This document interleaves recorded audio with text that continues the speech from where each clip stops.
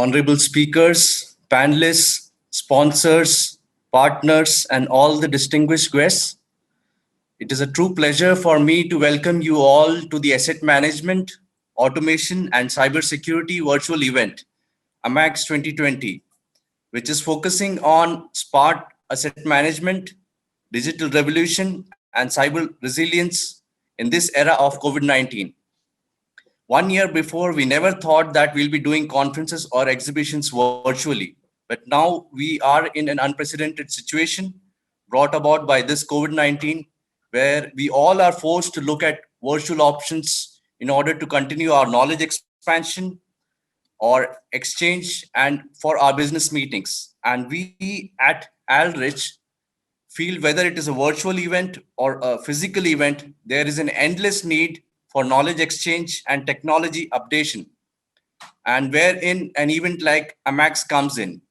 And based on this need of this industry, AMAX is here to cater to the needs of all the asset management engineers, instrumentation, control, and automation engineers, cybersecurity engineers across industry sectors. And AMAX is a must-attend online event for all the industry professionals. It will be using technical webinars, panel discussions, which are all hosted live on virtual platform Zoom. The event has gathered technical experts to discuss and present the latest technology related to asset management, automation, and industrial cybersecurity for various industries and to network with key industry peers. It will definitely enhance the communication and help in exchanging knowledge between the major stakeholders. The event will also be running Q&A sessions in order that audience also gains from this one, and for facilitating networking and business engaging opportunities over the course of the 3 days. Not only will you be able to get enlightened by our full lineup of speakers, but you will be able to get a full access from anywhere in the world by logging in remotely. And I encourage you all to participate in this event, and I wish you successful knowledge sharing and business. I wish that the next 3 days with AMAX for all who are attending is fruitful with interesting and stimulating discussions and exchange of knowledge, so we all can envisage a future of asset management, automation, and cybersecurity. Thank you.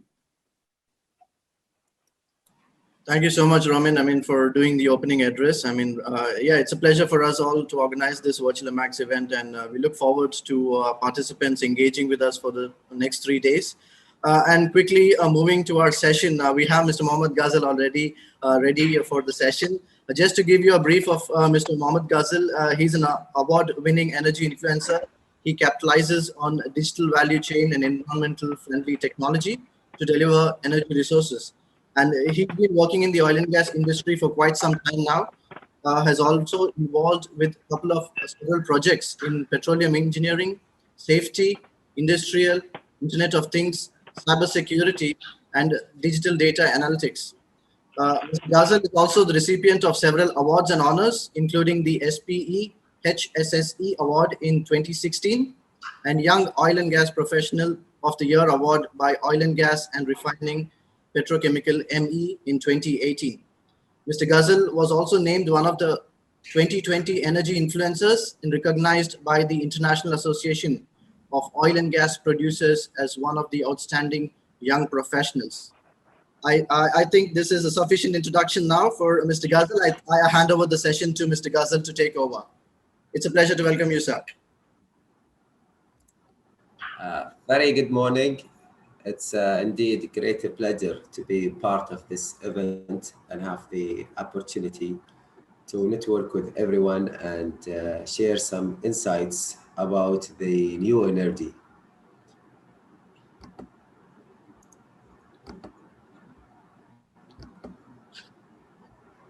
Can you see my screen, please? Yes. So nowadays we live in COVID-19 or beyond COVID-19 period, where we have seen tremendous changes happening in the energy sector, and clearly the energy sector nowadays is becoming more of extended infrastructure with facilities, with far reach. Also, we are seeing more and more remote and collaborative work environments. We are seeing multiple experts communicating on a daily basis from remote locations. Initially, it started from home, and this collaborative environment continue to enrich because we work in a multidisciplinary industry, the energy industry. We have multiple expertise involved in each energy resource, and those we can see clearly that a lot of these remote work environments and work platforms are becoming more collaborative and interactive between the multiple subject matter experts.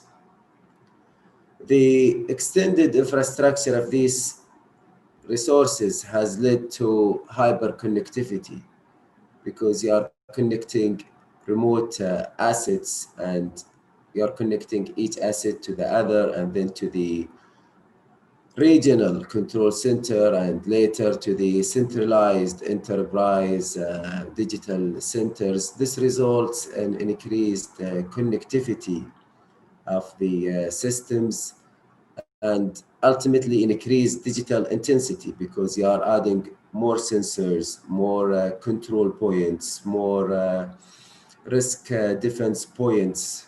And we are gaining more maturity with these digital systems, such as the introduction of 5G and the new digital transformation technologies, which make our industry more mature in terms of technology adoption as opposed to a couple of years before, or at least before COVID-19, where the regular traditional work environment was office-based.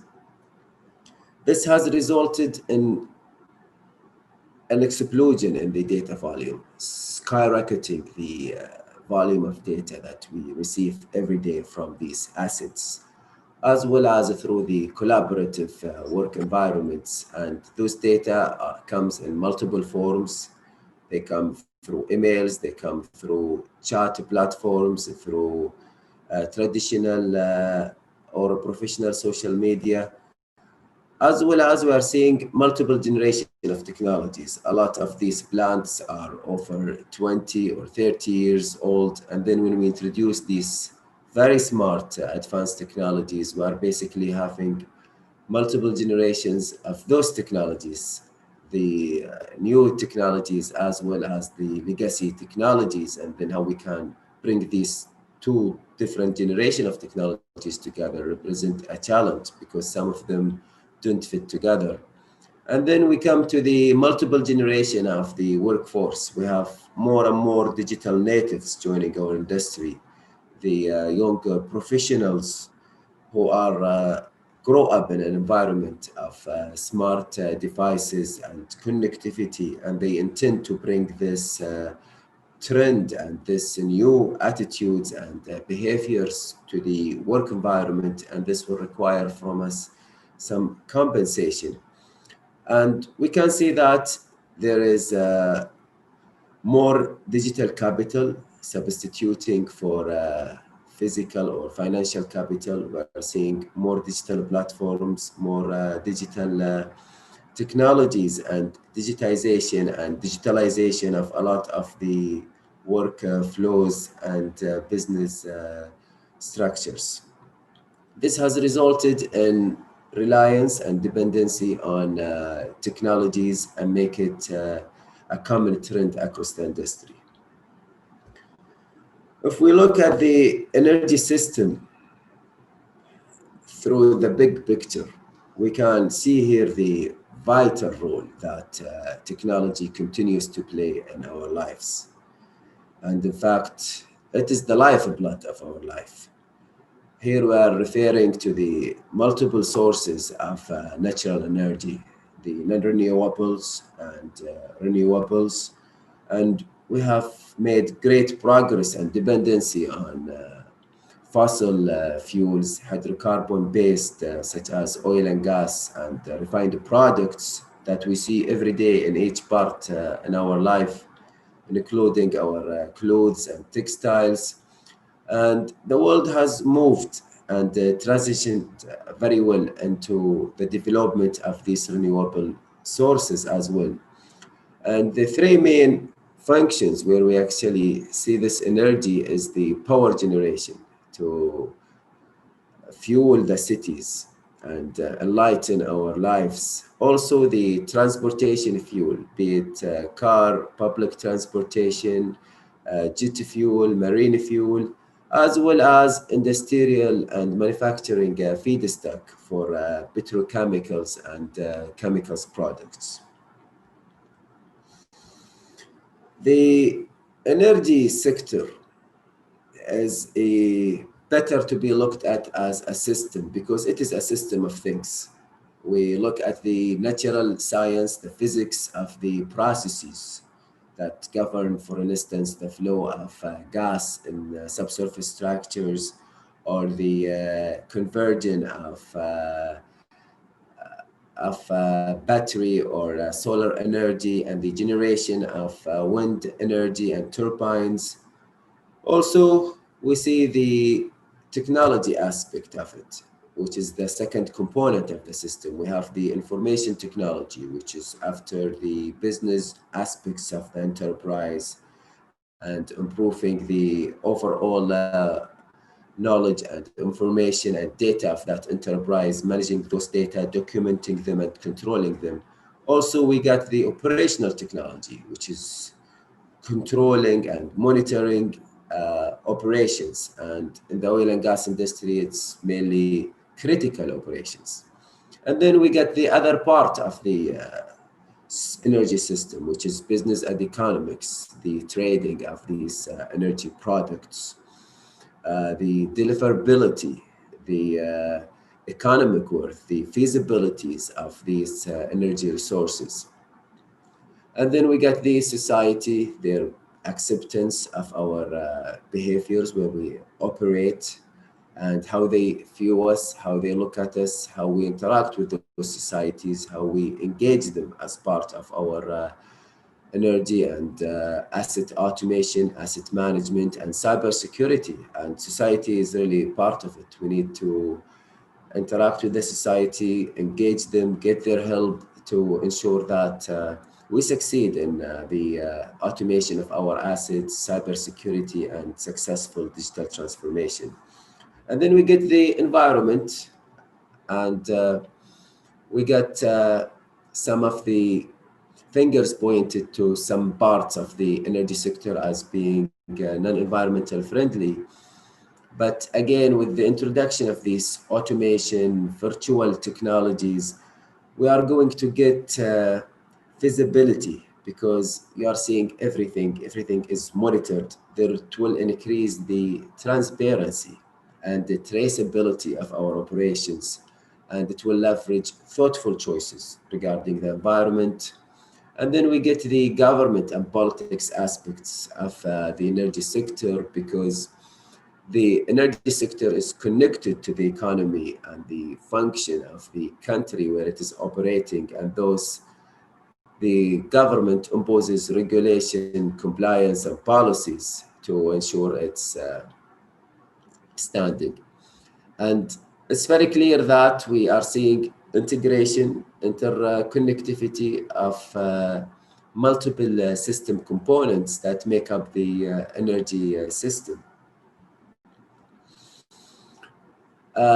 This figure shows the fluctuation in natural resources commodity price as opposed to time. This is in fact a courtesy of British Petroleum 2020. It shows the oil price. And we can see these trends and the history repeat itself again here with the start with the COVID-19. A downturn happened due to a pandemic, and at the same time, that downturn witnessed an opportunity. It has this time an opportunity for IR 4.0, Industrial Revolution 4.0 technologies, that is cloud computing, big data analytics, artificial intelligence, machine learning, and the next generation automation, industrial Internet of Things, where we have non-human data creation, communication, and actions as part of our smart energy ecosystem. So we can see here that prices are very volatile in the energy, and the history repeats itself again. A pandemic, drop in the demand for energy resources, and at the same time, our professionals have found and spotted this opportunity in the crisis, and were able to adopt a lot of digital transformation technologies. This survey, which is done by Flixra 2020 State of Technology Spend, we can see here that some of the new trends for 2020, which are in line with the technological development, we can see that the new priorities as per the respondents, this is across the multiple industries, the number one priority is digital transformation. And this is very apparent. People want to improve their work experience. They want to improve their work expertise. They want to increase connectivity and integration. And with that, once we say connected, we are talking about the risk of cybersecurity. Those the second priority is cybersecurity, which is an implication of the first priority, digital transformation, because once you connect it, you are putting it at the risk, because any breach that happens in any part of it, everything that is connected to it is going to be impacted. And for the energy sector, our cyber attacks are not only to gain data or spy on our operations or violate data privacy, but it is after causing malicious industrial incidents, cyber-initiated physical incidents, which can result in catastrophes. The third priority is cloud first, cloud migration. We are all aware about the power of the cloud computing, and we can see this with our mobile phones. A lot of the apps that we use every day are cloud-based, and thanks to the development of this digital transformation building block, which has enabled a lot of technologies to arise. And this has been adopted in a lot of the energy corporates to use in their operations, as well as in their ITs, to improve the overall customer experience, which is actually the fourth priority that we have witnessed from this 2020 priority survey as far as technology spend and investment. Digital transformation, the core of it is to make change across the entire enterprise. You don't want to just allow for transformation of one department or one group, but it is corporate-wide, and it is driven from the management, and everyone is involved in it. And it relies on the digital transformation technology stack, and this is the three building blocks: the cloud computing, elastic cloud, the big data analytics, the huge amount of data that flows in the energy system are very valuable. They are large in volume. They are high in velocity and variety. Also, the big data enabled artificial intelligence and machine learning that are doing some tasks that can support, reduce the human error and predict the performance. Those we can contain our costs, because with every downturn, with every pandemic, like the coronavirus, there's a lot of focus on cost containment and cost management. With time, when we make larger profit, we tend to forget about this. But when the pandemic happens or a crisis happens like COVID-19, we rediscover cost management and try to come up with new ways to cut costs and increase profits. This has resulted in convergence between operational technology, the technology that we use like SCADA, supervisory control and acquisition, to control our operations, as well as the information technology.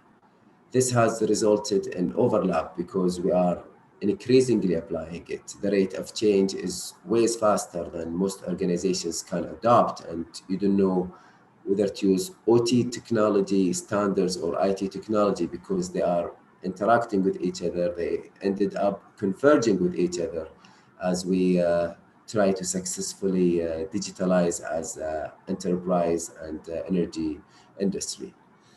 So with this, the digital skills become the need of the hour: data-based skills, automation skills, cybersecurity skills, predictive asset management skills rise on the demand for the workforce.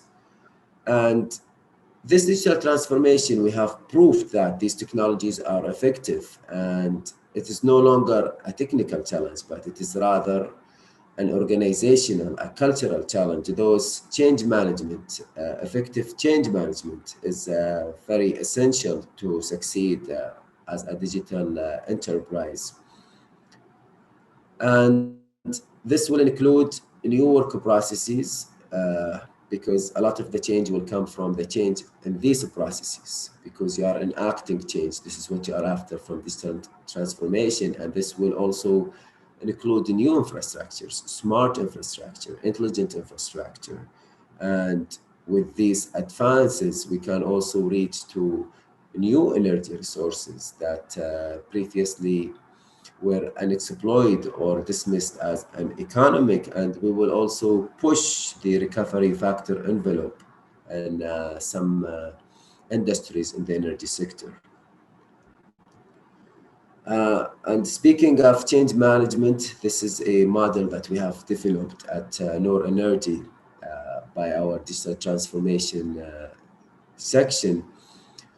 We can see that this digital sensor is going to help you gain data and retrieve that data, but yet data on its own is of no use, and data in context is of infinite use. And this is the power of analytics software to reap and distill your information that is actionable on, and then through the work practice, through the new process, through the change management, you are going to achieve the wisdom and the change that you are after.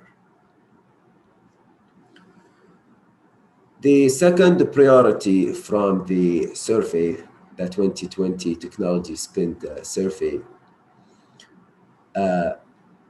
shows that cybersecurity is on the radar. And this is part of it is the overlap between operational technology and information technology. Each one has its own different function and its own purpose. Like operational technology has to be defense-based, military class, industrial class. It has to be defense-based as opposed to IT, which is user-friendly. And this results in two worlds. We get the information technology world, the digital information world, and the operational technology world, the physical analog, the plant, for instance.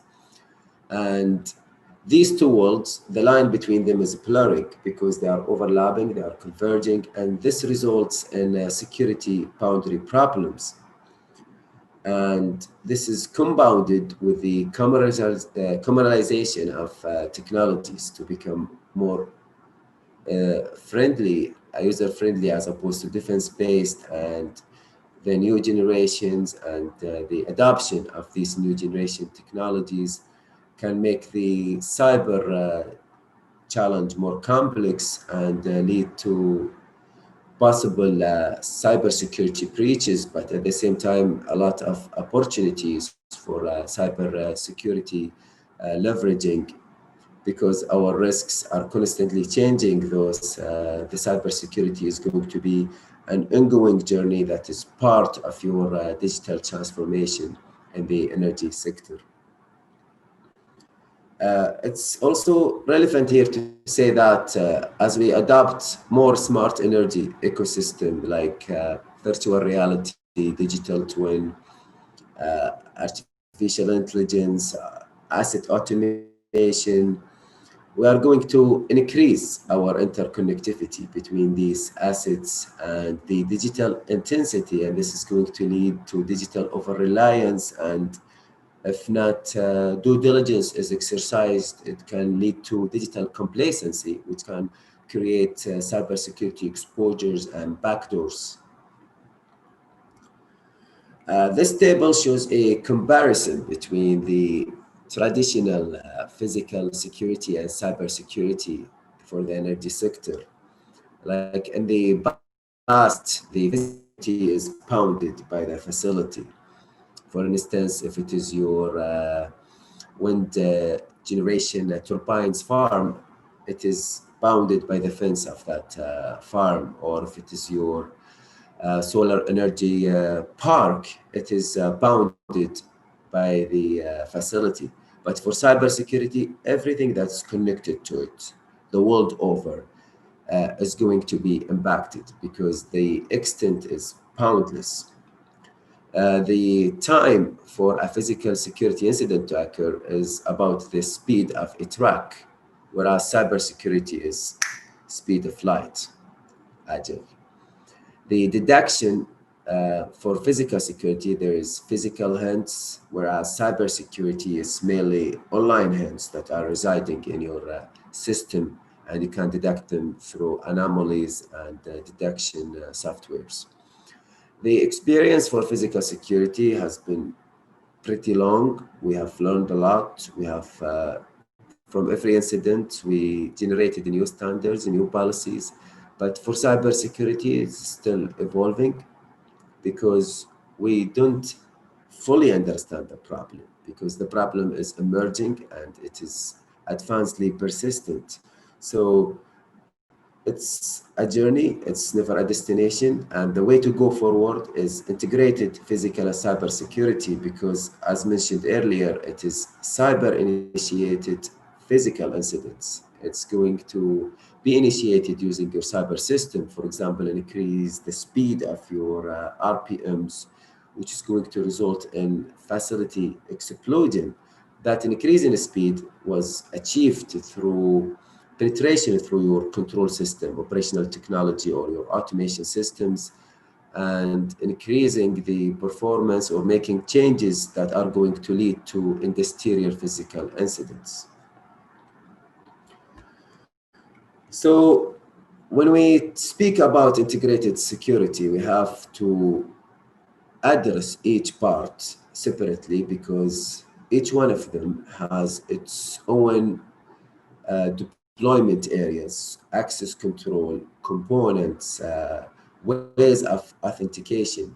And we need to later on integrate all of them together to ensure harmony, because the area of deployment for physical assets is mainly at the facilities, at the entry point, at the doors, and the authentication is done using badges or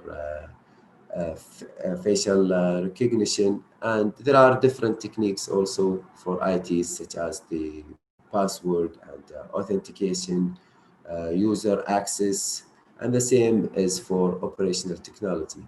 But the key here is that to realize that each part of the integrated security component has its own deployment areas, the components that make up that security, and how to integrate the three together, the physical security of your company or your factory with the information technology security and operational technology security.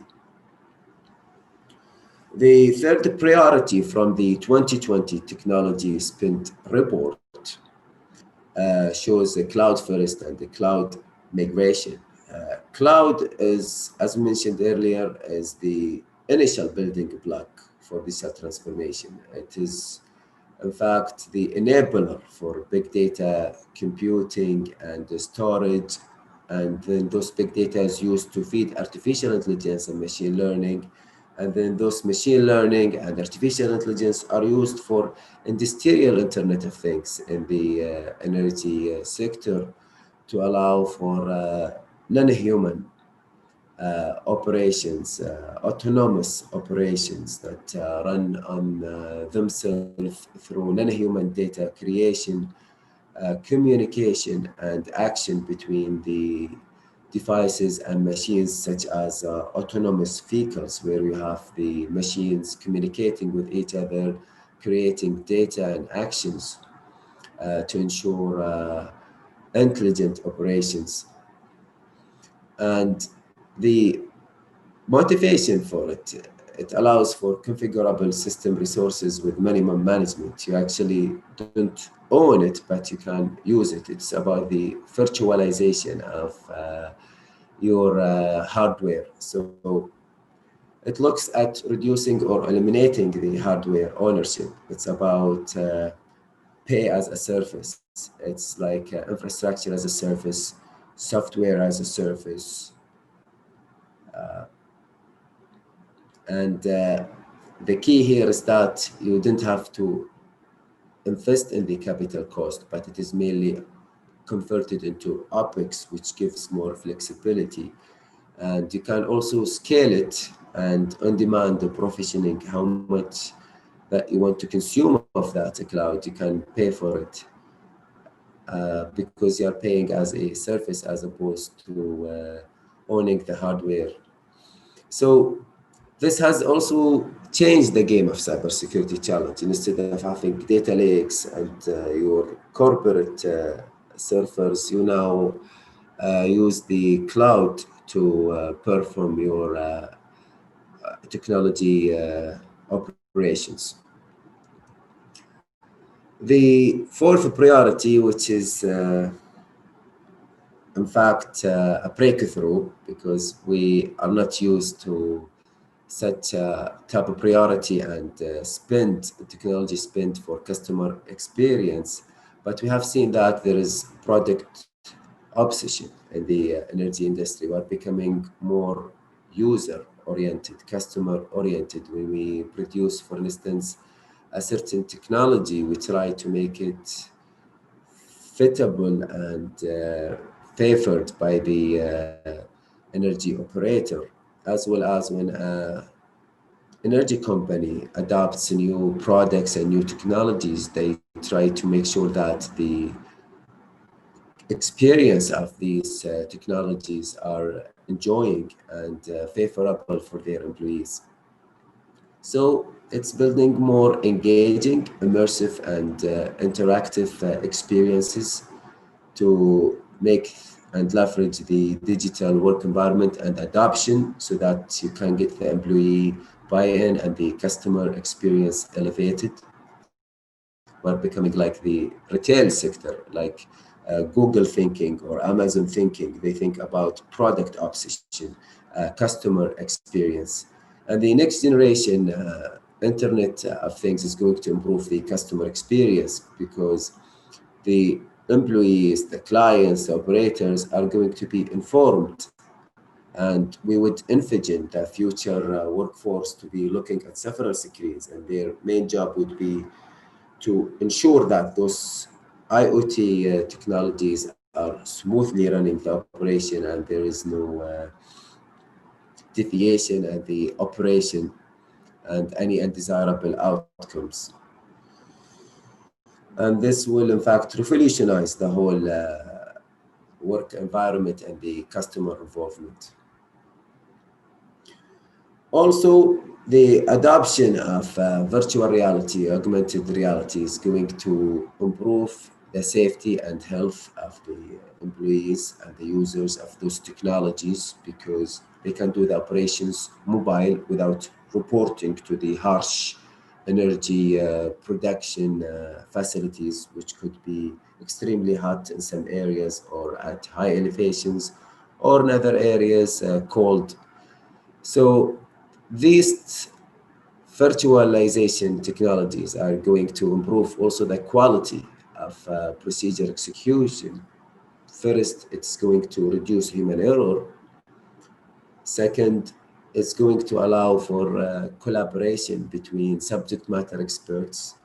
And it's also going to retain the corporate knowledge and increase your digital capital, because everything is recorded, traceable, including the comments from consultants that you hire, the attachment, the feedback, and this is going to support your knowledge management and knowledge transfer, especially in the energy sector. We have multiple generations with multiple knowledge levels and extent where technology is going to help in knowledge management and knowledge transfer. So the new generation also favors such virtual reality and augmented reality technologies because they grew up in an environment of video games and video gaming, and they would love to see that in their industrial assets, which is going to help their experience and better prepare the work environment for the future generation to meet their expectations. And we will see them drawing the data from the sensor all the way from the endpoints or from the cameras and all the IoT devices all the way to their mobile phones to monitor some of these operations. This is an example of virtual reality and augmented reality application. And this is augmented reality because it's both the real world as well as the virtualization. So virtual reality blocks out the entire physical world because you only have the virtual world, whereas in the augmented reality, you take the virtual world and add layers into the real world. Also, the other main difference is that virtual reality does not interact or react to the real world, but with augmented reality, you can make changes and enact change in your facilities and asset management. So you have to reach the right balance between the application of these virtual technologies, virtual reality and augmented reality. So post-COVID-19 energy work environment, we can see three levels of the work environment here. And you can tell where is your department or your company is at. And here at Noor Energy, we would love to help companies to build their roadmaps and reach the latest level, which is level 4. You got the first level, which is remote collaborative, working through live communication.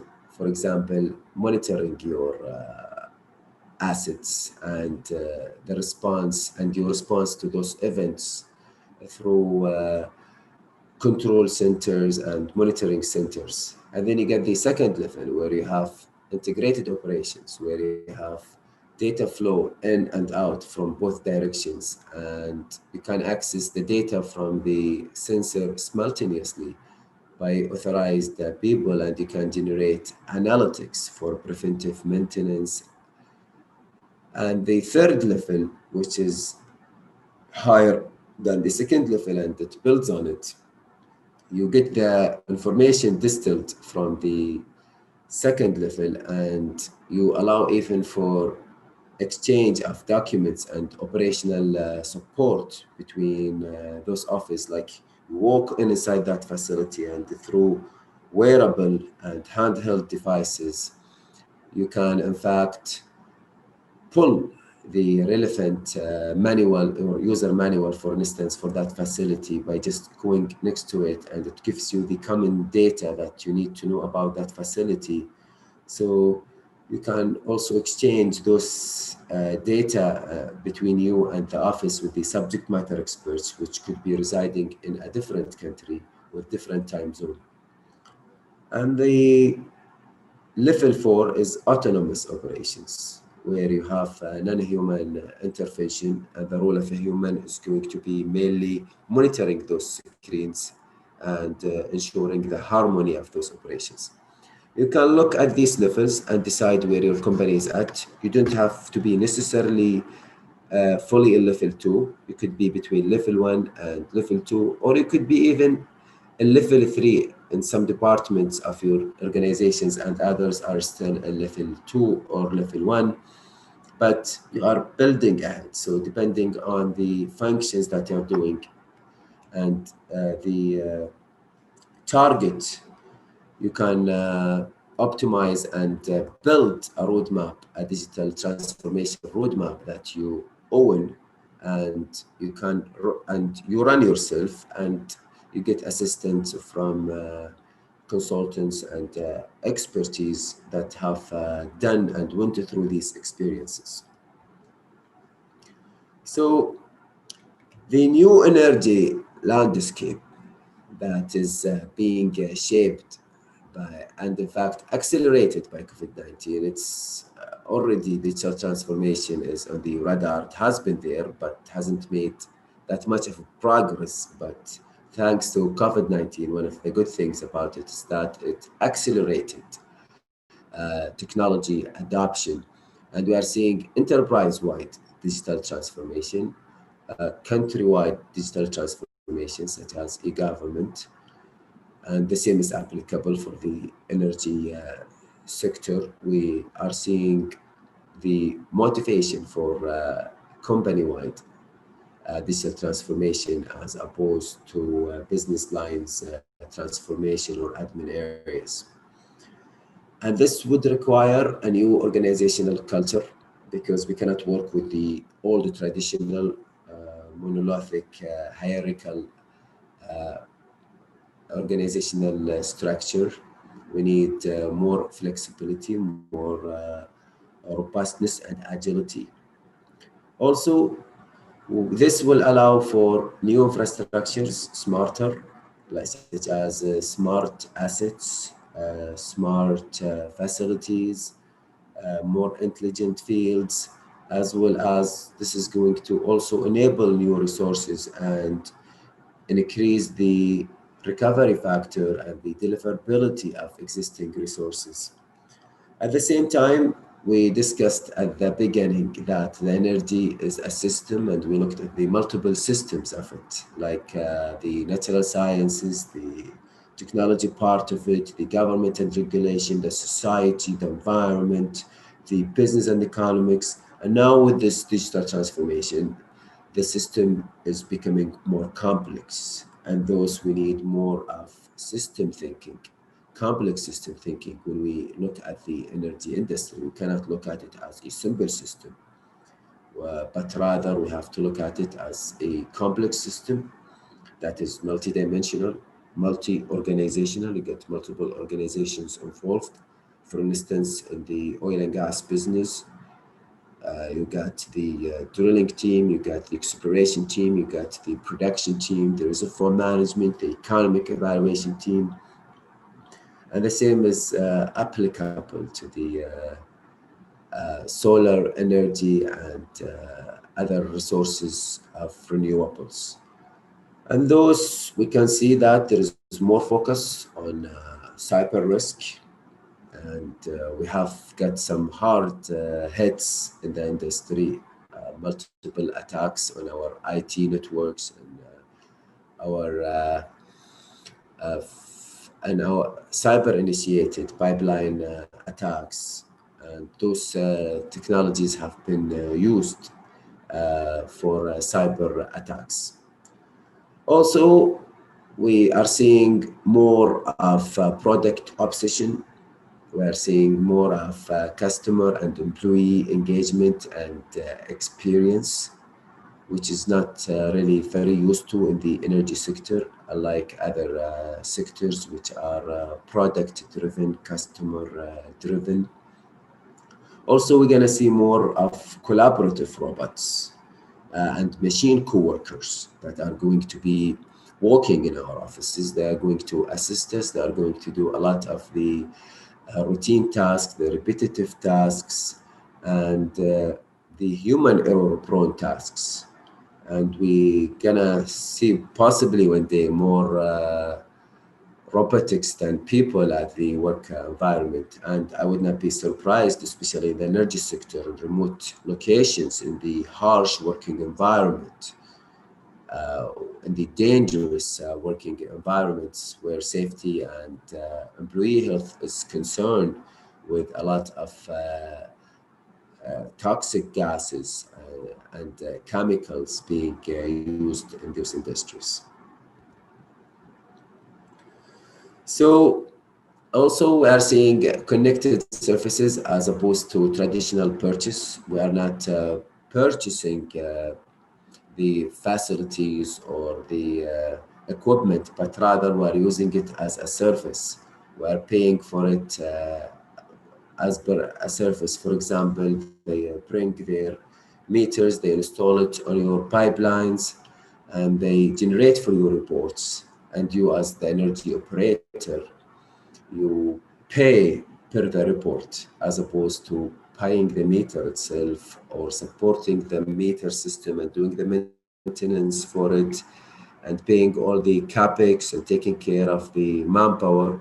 It's rather becoming more of a service as opposed to traditional purchase, which is the past of the energy sector. It is used to be very capital intensive and labor intensive, but nowadays we are seeing of everything as a service, and we are trying to reduce the number of labors and the harsh and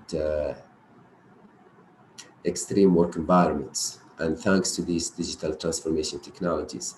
And we are substituting, we are replacing more and more physical and financial capital with digital capitals. We are having more digital systems, more digital platforms. Sometimes now your mobile phone becomes your office, you can use it for multiple uses. You can use it to commute to work. And this would require upskilling the future workforce. And this is one thing that we are doing here at Noor Energy through our digital transformation department is training and consultation for digital transformation. And we focus precisely on virtual labs and hand-on exercises because we believe that a lot of learning happens when doing. So virtual labs are very integral part of each training solution that Noor Energy delivers. So the lessons learned, or to summarize here and conclude, the digital transformation and cybersecurity requires complex system thinking. The energy sector itself is complex, and when we add digital transformation and cybersecurity problem to it, it becomes more complex, and thus we need to use complex system thinking when we try to identify our challenges and to propose solutions and monitor the performance of those solutions persistently, because it's an ongoing journey. The digital transformation is never a destination that you reach. The young generation, Generation Y, Generation X, they value technology, connectivity, globalization, and sharing economy. This is their personal life. And when they come to the work environment, they intend to bring these behaviors and attitudes with them. And a lot of the companies intend to prepare the work environment for the young professionals and compensate for the seams that are bound to happen and materialize and turn this into opportunities by working together with the new generation of workforce and a new generation of technologies in our legacy-based, capital-intensive, labor-intensive industry. These digital technologies are going to be assistant. They're not going to replace or take our job. If you think that digital transformation is going to take your job, it's in fact going to create new jobs for people with relevant skills, because you can never, these machines perform at the level of intelligence as human, but they are better at repeatability. So new skills gonna be required, and upskilling is definitely going to be a game changer. And the rate of change, this convergence, this blending, this overlapping and transformation is ways faster than any organization can adjust. And those the policies, the regulations, the compliance got to be constantly and persistently moving because your target is moving. You need to formulate and own a strategy and run that strategy and consider your human capital, their training as part. It's very essential. Digital transformation starts all with training, and this is why in our digital transformation department we start with training and consulting, because we believe that you need to show the value to the people. You need to engage them in hands-on exercises. They get their hand digital. They get the digital touch, the digital feel, and then they make such useful changes, such breakthrough technology impacts to their work environment and their corporates. And indeed, there is a need for upskilling and reskilling, and we continue to maintain our core technical skills. Obviously, you need to know how the energy business works, how the solar panel work, and how the nuclear power generation works, and how the oil and gas business work. But you need additional skills such as data skills, digitalization skills, digital leadership skills, because leadership and organizational leadership are all going to be influenced as a result of this digital transformation.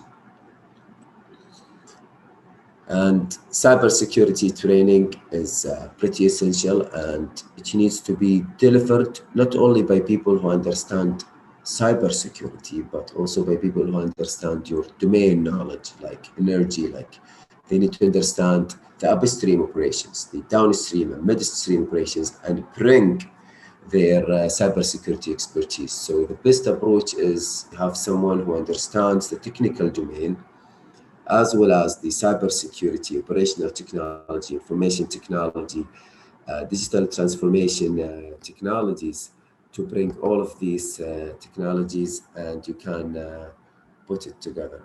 I'm sorry, I think.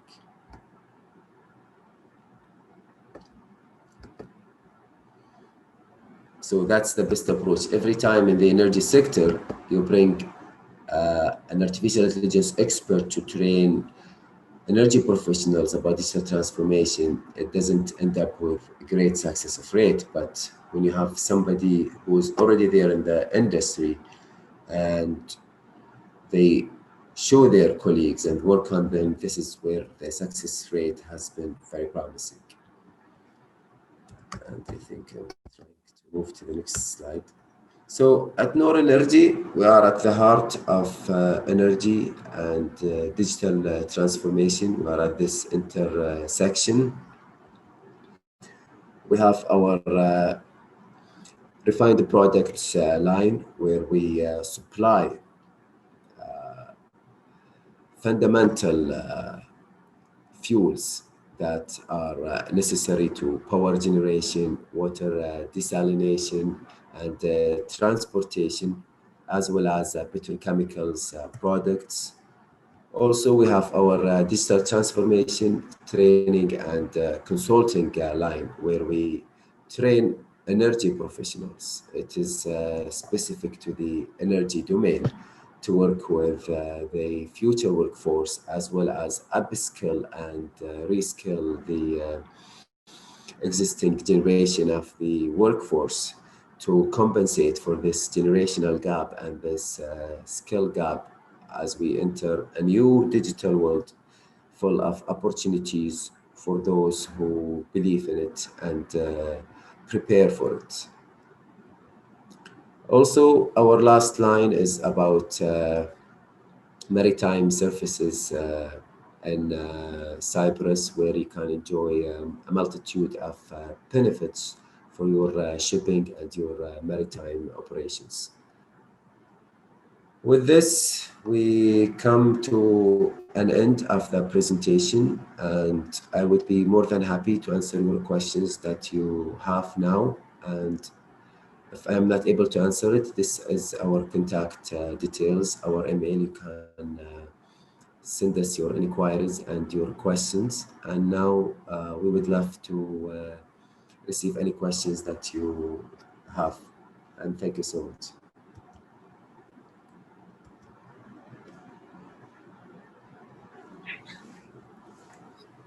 Yes, I think, Mr. Ghazal, you've actually given a very good presentation. I mean, the presentation was flowing through with all required information. In fact, focusing more on the COVID situation, how the oil and gas industry is being, I mean, it's been disastrous, in fact, for many companies with this particular situation. But I mean, you've helped us understand how we could channel everything now and focus on how we could actually upskill and do things in a better way.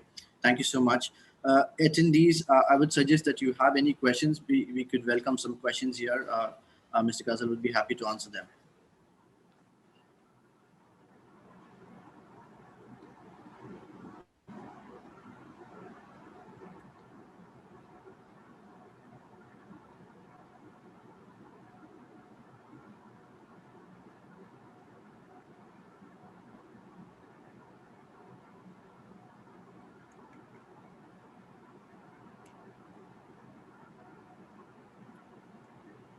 So I see someone has raised their hand.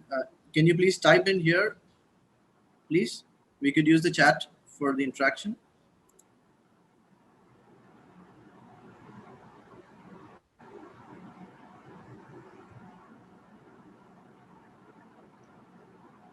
You could ask Mr. Ghazal about anything. I mean, he's been in the training, he's been in the advisory, he's been doing trading as well with the oil and gas products. I mean, he has a quite varied influence when it comes to the oil and gas industry. So yeah, I mean, you feel free to engage and ask him a couple of questions here.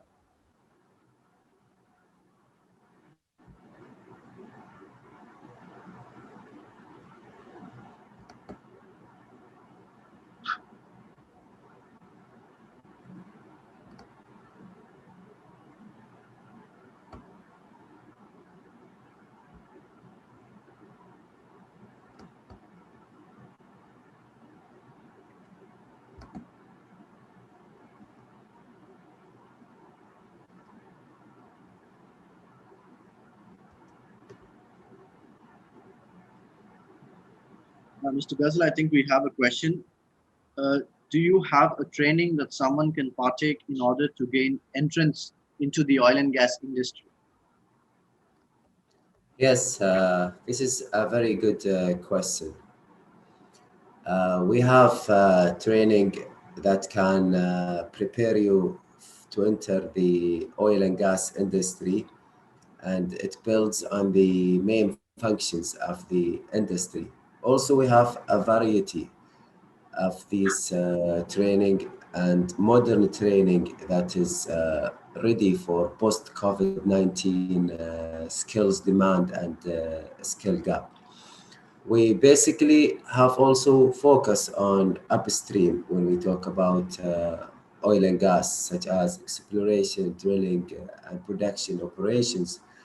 But we also have training for oil and gas digital transformation. One of our common training is applied digital transformation for oil and gas, where we look at the upstream, midstream, and downstream digitalization, highlighting petroleum informatics, as well as big data applications for oil and gas, because logging while drilling and measurement while drilling is data intensive, and the same is for seismic mapping and operations, where you have geophysical and geological data, and you have that redundancy of data, and you need the data skills to better process them and generate distilled information where you can hypothesize the downhole structure. We also have petroleum economics training for those who are interested to have to move a little bit ahead from the wellhead and from the subsurface structure all the way to the markets and delivery. And that's in fact our second line, which is refined products trading. We are involved in financial modeling, product demand forecast, and market analysis, where we can look at trends, the commodity price, and the fluctuations in the market, and the implications. And one of the most common training that we have for oil and gas professionals is also asset management and integrity, to extend the life of those assets. Especially one of the most common problems is corrosion and scale for oil and gas facilities.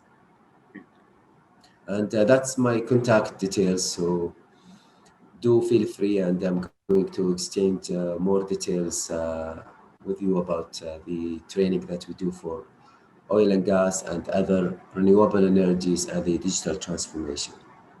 Sure, sure. Also, can you share some light on the cybersecurity skill development training programs that you already have done? What is it there for the industry to pick up and to develop that upskill themselves when it comes to cybersecurity? Do you have something on this line? Excellent. Uh, you need to understand the root causes of the problems. What is causing that cyber security?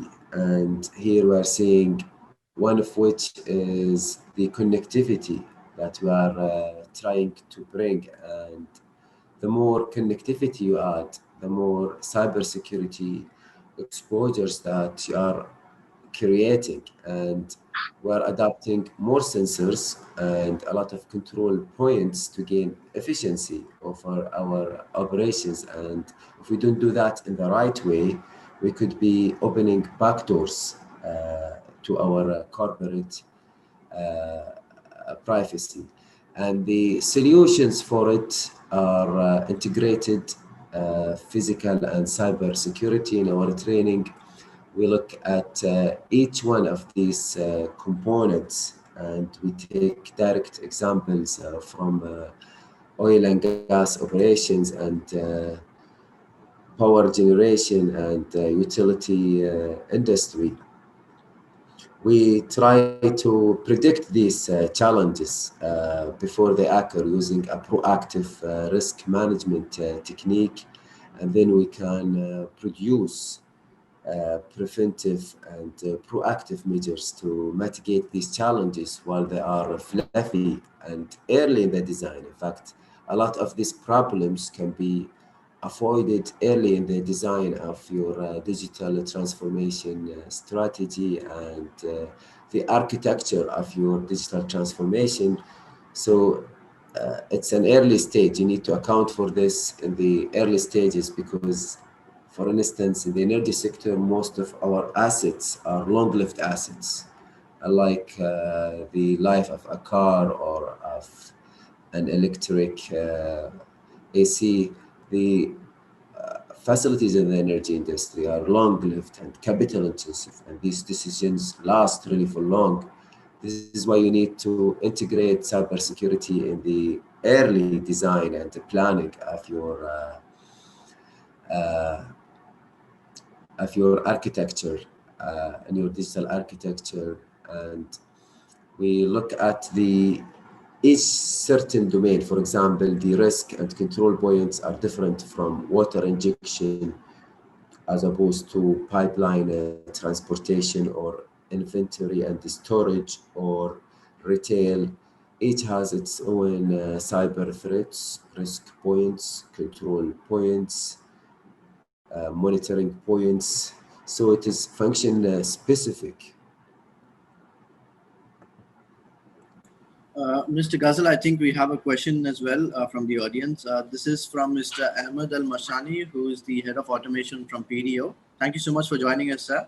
The question that he's mentioned here is, Mr. Mohammed, can you please share from your experience on time and efforts required to transform from level 1 to to level 4, full autonomous? Yeah, excellent. This depends on the maturity of the digital technologies that you have in your field and how adaptable they are to the new generation of technologies. First, you need to look at your existing assets themselves and how configurable they are with this new digital technology stack and the digital skills of your workforce and the investment that you are willing to put there. So the pace mainly depends on the organization existing assets as well as their intellectual assets, that is the skills of their people and the organizational culture. You can always buy those technologies. You can always have the most reliable sensor, the best 5G industrial operation. However, if you don't have effective change management, if you don't have the right organizational culture, the right leadership, the training programs, the consultants that you hire, it's going to slow down. But if you want to expedite it, first you have to get the buy-in from your employees and you have to secure the budget, and believe it or not, it ended up cheaper even though you invest in these digital technologies, but your cost of production, the unimaginable traceability that you're going to have, the clarity of your operations, the visibility, the connectivity, the transparency is going to leverage thoughtful choices across the board in terms of environmental protection, in terms of safety, in terms of business ethics. With blockchain, you get everything traced, everything digitized. So the speed depends on your uh, investment on these technologies and your assets, and it all starts with organizational culture, and organizational culture is kicked through effective training. And when I say effective training, I mean it. It's virtual. You need to have virtual laboratory exercises. You need your employees to deal with those big data, and the next day they come back to the office, they apply those skills. They are readily applicable skills. They are not too much theoretical. They need in the training itself to carry out these exercises of building an architecture for your operational technology. For instance, he's from PTO, so we're talking about, for example, an architecture for drilling operation. What do you want to monitor? Is it the location of the bit, the speed of the bit, and how you want to optimize it? What are the machine learning models that you are going to use to drill ahead of the bit, to predict any operational anomalies, and how we can connect it, and also the use of those collaborative remote environments. You can always purchase it, but how can you get the buy-in from your employees to believe in it? And that is all through effective training. And then after the training comes the consultation part for it.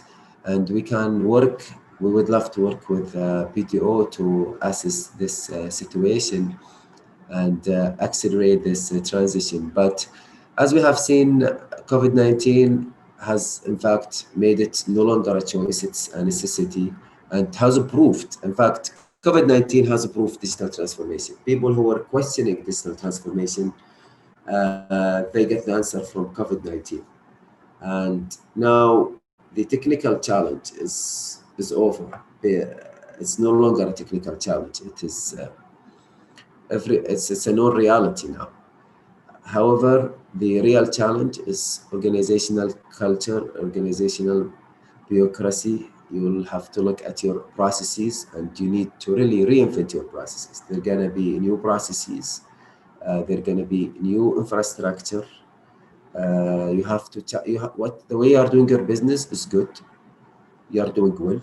We're not saying that this you are introducing digital transformation because your business is not going smoothly. It is doing very well, but with digital transformation, you are going to contain costs, you are going to increase profits, you are going to have more interactive, more immersive environment. You're gonna generate better thinking of your employees. They're gonna enter a room where they are immersed with virtual realities, with dashboards, with data visualization, smart data visualization, with more clarity, with 360 view of your operations. And one of the training that we have is effective visualization and the power of storytelling to tell your operations, to enable interactive and immersive thinking where you can generate the best ideas and play it out there for everybody to see and communicate. And this is one of the levels that a lot of organizations are seeking to reach. Yes, very well said, Mr. Ghazal. Mr. Ahmed, I think hope your question is answered. Or you need, I mean, is it fine?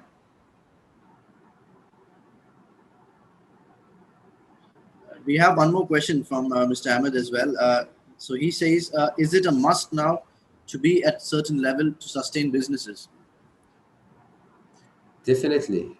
If you want to have long-term resilience, and when another, God forbid, pandemic occurs, the companies that are digitally transformed are going to overcome these challenges faster.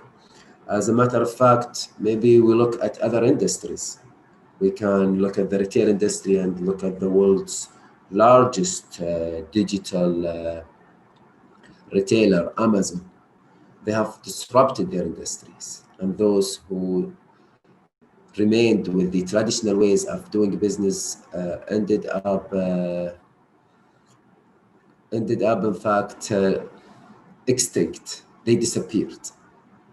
And I had a colleague. I was working as an employee for an oil company, City Q, and I had a colleague who retired from oil and gas, and he went into the retail sector.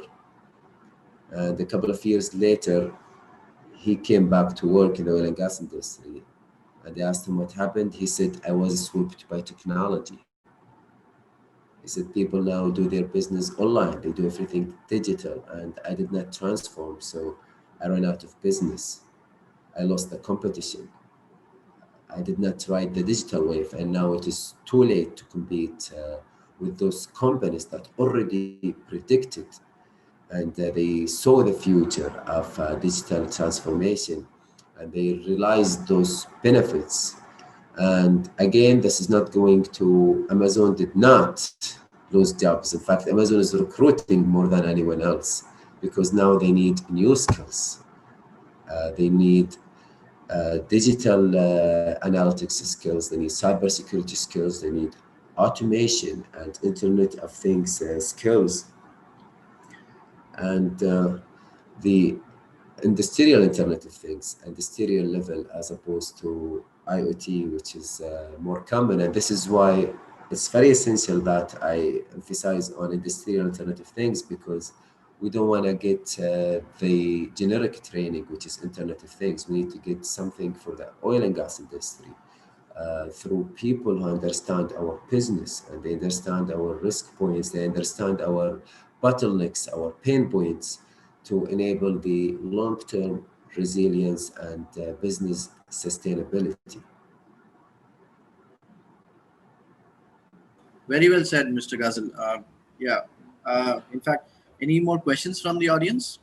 And in terms of sustainability, in fact, since the question was asked by somebody who works in oil and gas, there is a lot of concerns from environmentalists and the climate and the global warming regarding oil and gas. And some of the technologies, some of the companies are not working with oil and gas company because of their support and commitment to the environment. In fact, digital transformation is going to overcome this challenge because it's going to increase the traceability, the transparency of the operations, the procedures that you have in terms of environmental compliance, waste containment, and the footage that you have in the environment, because everything is being monitored, recorded, and shared and accessed at any time from anywhere. Very well said, Mr. Ghazal. Any more questions from the audience?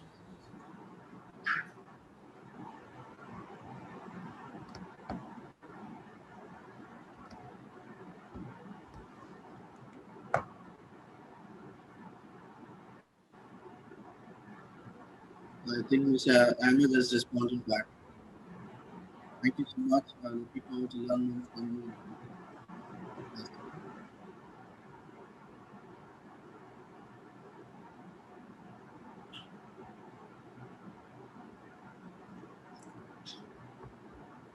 Any more questions, audience?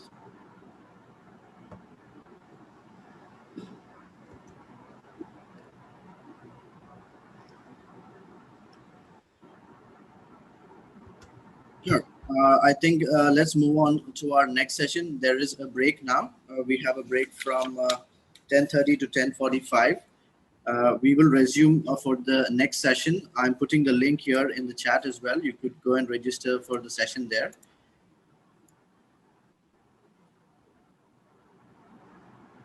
And I think we'll resume back. In fact, I mean, Mr. Ghazal's contact details are there on the slide as well. I mean, you could take down his details. I mean, he's always happy to approach anytime. I mean, the email is there, the number is there. He's happy to coordinate.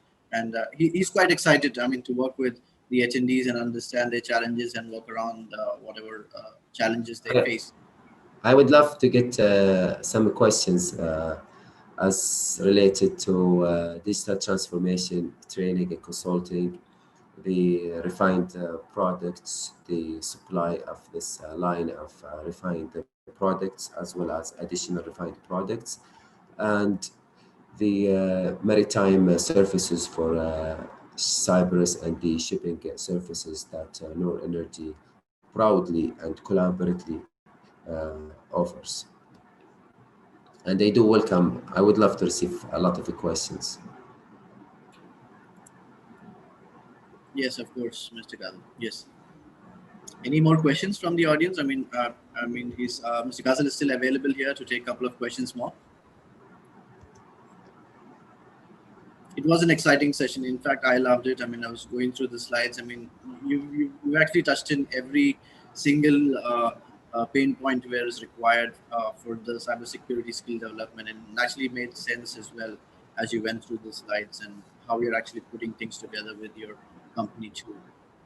I mean, I think the audience might as well be excited as well to work around and understand what you provide as well, what services you offer, and also, and think closely. They will engage with you in the near future to understand how they can help their organizations to for particular sessions.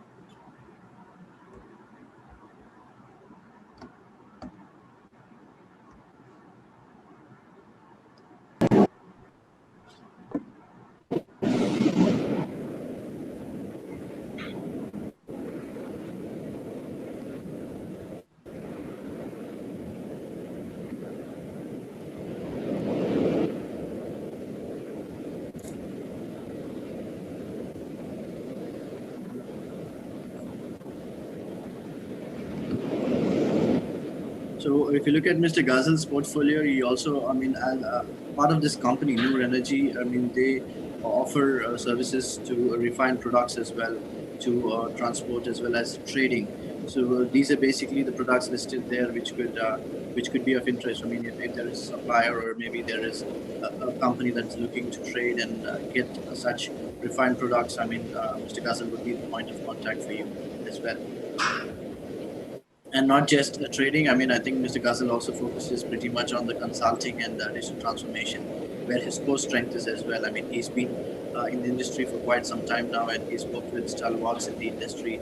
I mean, in fact, if you look at his schedule, he's quite busy. I mean, it was very difficult for us to actually get his presence here. I mean, I think yesterday itself, Mr. Ghazal had a training program with one of our company as well in the in-house training.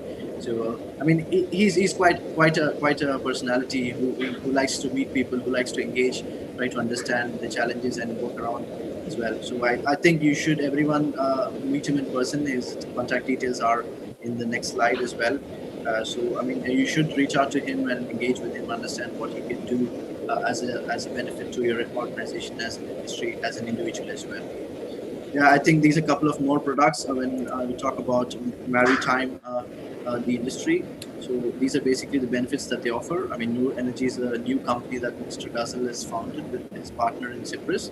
So this is basically that they offer, and they're looking to engage with the oil and gas industry excitingly. So pretty much moving to the last slide. I mean, these are basically the details which you could see. Mr. Ghazal's information is here. I'm happy to share these details with you. Mr. Ghazal would as well personally like to invite some invitations and messages regarding his topics on digital transformation, on his petroleum refined products, as well as the consulting part too. Yes, Mr. Ghazal, you have anything to say? I really would like to thank all of you, and I have really enjoyed the questions that were asked. They are great questions, and I'm really very impressed by how some of the participants want to assess their level as far as digital transformation and how they can move to the next level. And this is exactly a central piece of what we do and what we love to do. And we have worked with multiple companies in the Middle East, in Africa, as well as North America on such digital transformation training and consulting. And the first step is, in fact, to realize where you are. And this is one of the assignments and the exercises that we have for our training, both the classroom-based and virtual-based training.